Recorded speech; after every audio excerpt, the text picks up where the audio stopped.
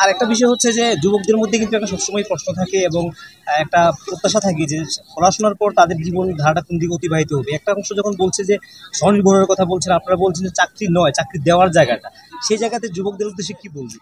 এটা দেখেন, একটু আগে একটা মেয়ে বলেছে যে গভর্নমেন্ট চাকরি তো আছে, এটা যোগ্যতার ভিত্তিতে যেতে হবে, পাশাপাশি প্রাইভেট সেক্টরের কথা বলেছে একটা মেয়ে, দেখলেন, প্রাইভেট সেক্টরেও গুরুত্ব দাও। আমরা সর্বশেষ প্রশ্ন করবো, যেটা আপনি জানেন যে আমাদেরকে একটা রাজ্যের বেশিরভাগ অংশের বেকার ছেলেরা বা চাকরিজীবী ছেলেরা তারা অনেকে ফলো করে আমাদেরকে, এবং আমাদের মধ্য দিয়ে তারা কিছু প্রশ্ন বিগত দিনে আপনারা দেখেছেন, বিভিন্ন চাকরিগুলি যখন সরকার দিয়েছেন, আপনারা দিয়েছেন, এইগুলি বলেছিল বিরোধীরা হবে না জুমলা, এবং রাজ্যে অনেক পত্রপত্রিকায় লিখেছিল এগুলি হবে না জুমলা।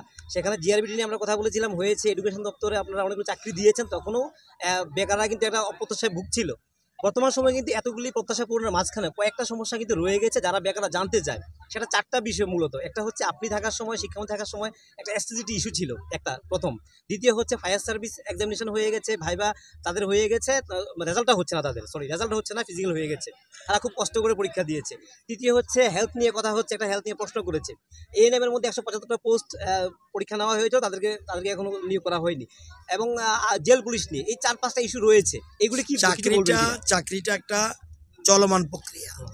চাকরি যতক্ষণ পর্যন্ত আমরা চেষ্টা করছি কি আমরা যাদেরকে চাকরি দেব সেই চাকরি যেন কোনো মতে বাদ না যায়, এবং স্বচ্ছতার ভিত্তিতে দিতে হবে, ট্রান্সপারেন্ট সিস্টেম। এবং এখানে কোনো দাদা কাকা মামাকে ধরে বা টাকা পয়সা দিয়ে চাকরি পাওয়ার সুবিধা নেই। সুতরাং আমরা বারবার, যখন আপনি বলছেন রেজাল্ট বেরোচ্ছে না, সব কিছু দেখে শুনে রেজাল্ট বের করবে। সব কিছু দেখে শুনে রেজাল্ট বের করবে। আর চাকরি চলমান প্রক্রিয়া, চাকরি নিতে হবে। আমার শিক্ষকতা দরকার আমি চাকরি, কিন্তু বেকার সমস্যার সমাধানের সাথে চাকরি কোনো লিঙ্ক করাই যাবে না। চাকরিটা আমার দিতেই হবে।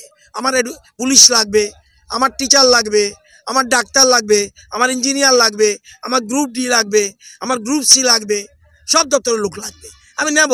এবং আমরা অনেকটা এক্ষেত্রে এগিয়ে গেছি সময় মতো, তাহলে বলছেন সরকার। সুতরাং আমরা আশাবাদী, আমরা লক্ষ্যস্থলে 75 বছর বয়সে এই মন্ত্রী তথা বিধায়ক রতনলালের এই যে এনার্জি, সেটা রহস্যটাকে যদি বলেন। রহস্য একটাই, আপনাকে মানুষ থেকে অনুপ্রাণিত হবে, যুবকের সাথে মিশতে হবে, বয়স্কদের শ্রদ্ধা করতে হবে, সকলকে নিজের মনে করতে হবে, কোনো ডিভিশন রাখবেন না, আর সবার সাথে মিলেমিশে থাকা, এটাই আমার বড় অস্ত্র। আমার সবচেয়ে বড় কথা হলো, যখন আপনি কাজে থাকবেন তখন কোনো বয়সের কোনো কিছু, বয়স একটা এইজ, এটার সাথে যুবক মনটা দিয়ে হলো কথা, আমি যুবক থাকবো না, তরুণ থাকবো না, বয়স্ক হবো, এটা আমি ঠিক করব যে আমি কি হব, যুবক না বৃদ্ধ। এটা ম্যান টু ম্যান ভেরি করে। ধন্যবাদ আপনাকে।